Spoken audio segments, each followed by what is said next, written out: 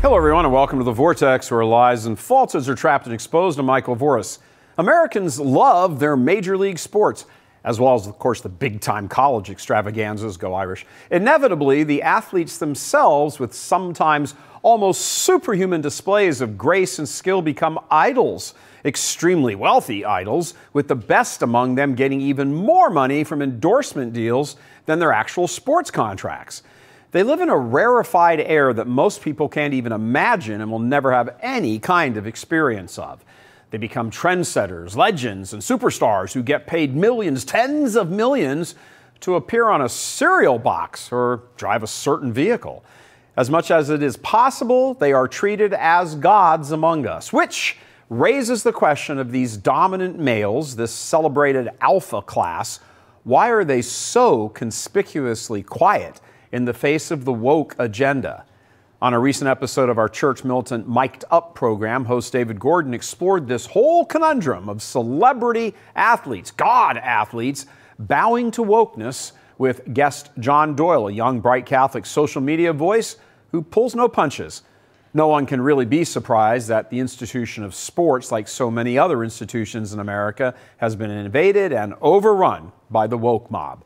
What is, however, surprising is the degree to which even the superstars among superstars just go along with it all. The average American man can be roughly translated in terms of conviction onto like a football team. If that team is now going to exist as a mechanism to check somebody who might want to be like, I'm not putting this jersey on, I'm not kneeling. Now that person is going to be perceived as limiting the ability of the team. Like, dude, come on, like, why are you trying to do this for us? And I mean, that's tough. That's a really tough position, but that is your test. That is your job, to do the right thing in that position, to stand up to your team and be like, look, I'm not trying to make this more difficult for you guys, but this is wrong, this is evil, and I'm not going to participate in it. Sports, athletic competition among mostly males, is as old as human history. The urge to compete, and let's be honest here, not just compete, but to win, to crush, to vanquish, to conquer your opponent, and drive them from the annals of recorded history. It's practically inborn with men. Well, that does kind of overstate it somewhat. Underlying all that is the virtue of hard work and discipline paying off, giving it everything you have, not just in sports, but whatever endeavor, and busting your tail and dedicating yourself to truth and justice and vanquishing whatever opponent or demon you have. All of that has a spiritual dimension to it. Entire movie plots are built around this theme. Think Rudy, for example, a plucky young guy with no athletic ability, determined to play football at the best college football team in the nation, Notre Dame. And he goes and he succeeds.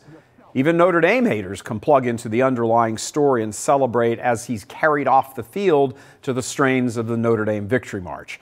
Winning as the consequence of hard work and tireless, nonstop, even lonely effort, in fact, is the bedrock of the Catholic life.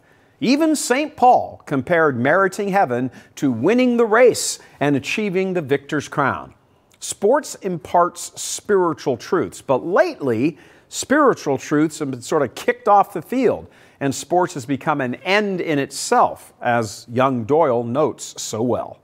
It's like the bread and circus thing. I mean, you've got a lot of entertainment to distract people from how bad things have become.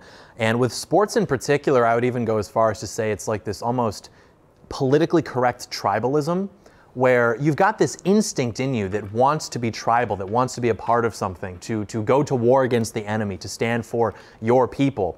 And now you've got people who are like, what'd you say about the Lions? What'd you say about the Cowboys? But then if you make a comment about, a social issue, about a religious issue, they like don't care. You could literally walk into the average American household and, walk in there, there's a dad who's sitting on the lazy boy or something and make some comment like, oh yeah, today I learned that I can actually be a girl if I want to. I'm going to go out with this guy and I'm also a guy or whatever.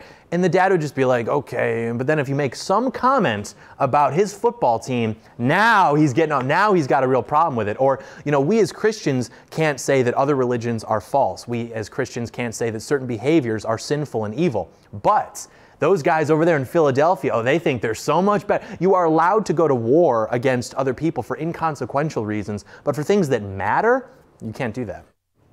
Told you he's a bright guy. This giant shift among U.S. males to no longer stand for truth and even substitute consequential for inconsequential things of earth is happening not only off the field in the stands, but in the locker rooms and the post-game interviews as well. The failure to confront evil is ravaging the culture, wiping out generations of everything that built the culture. Soon, says Doyle, however, it will all implode as nature will correct course. Good men, not cowards, will have to seize that moment. Do you think, though, that the reins of power are going to transfer? That the people who hold power now are going to lose it in such a way that they won't be able to drive propaganda? Yeah, I think that's inevitable. I don't think we're beyond our cycle of history. That tends to be what happens. And that's such a great point you make, too, because, you know, if you look at how these people behave when they have power, it's very petty and very catty, and they really just love rubbing it in people's faces, and they don't really focus on what keeps the trains running on time. And eventually, I just think that that's not going to be sustainable for them anymore, because the people who are in charge of making sure the trains run on time right now, they're either off-put by the way things are going, they're retiring, or they're being excluded from the levers of power because of things like mass immigration or affirmative action or what have you. So eventually it's going to reach a point where they just simply can't keep things running anymore. And I think that, yeah, our guys could get into power. Well, sure, hope springs eternal, as they say. We invite you to watch the entire episode of Mic'd Up, which is one of our longest running shows here at Church Militant.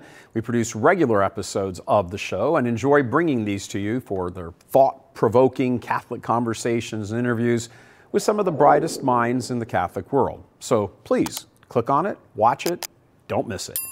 God love you. I'm Michael Voris.